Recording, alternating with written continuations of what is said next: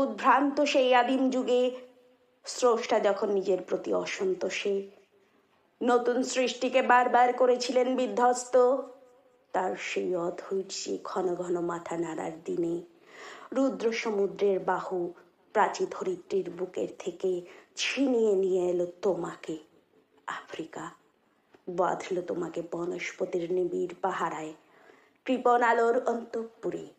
সেখানে নিভৃত অবকাশে তুমি সংগ্রহ করেছিলে দুর্গমের রহস্য, চিনেছিলে জলস্থল আকাশের দুর্বোধ সংকেত। প্রকৃতির দৃষ্টি অতীত জাদু মন্ত্র জাগাচ্ছিল তোমার চেতনাতীত মনে, বিদ্রুপ করেছিল ভীষণকে বিরূপের ছদ্মবেশে। শঙ্কাকে চাচ্ছিলে হার মানাতে, আপনাকে উগ্র করে বিভীষিকার প্রচণ্ড মহিমায় তাণ্ডবের দুন্ধুবি নিনাদে। হায় ছায়াবৃতা, কালো ঘোমটার নিচে অপরিচিত ছিল তোমার মানব রূপ।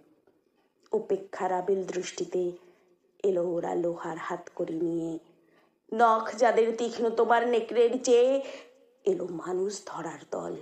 গর্বে যারা অন্ধ তোমার সূর্যহারা অরণ্যের চেয়ে, সভ্যের বর্বর লোভ নগ্ন করলো আপন নির্লজ্জ মানুষতা।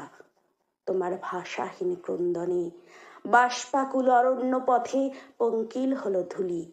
তোমার রক্তে অশ্রুতে মিশে দস্যু পায়ের কাঁটা মারা জুতোর তলায় বিভৎস কাদার পিণ্ড চিরচ্ছিন্ন দিয়ে গেল তোমার অপমানিত ইতিহাসে।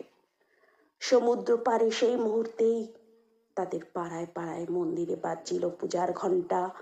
সকালে সন্ধ্যায় দয়াময় দেবতার নামে শিশু খেলছিল মায়ের কোলে, কবির সঙ্গীতে বেজে উঠেছিল সুন্দরের আরাধনা।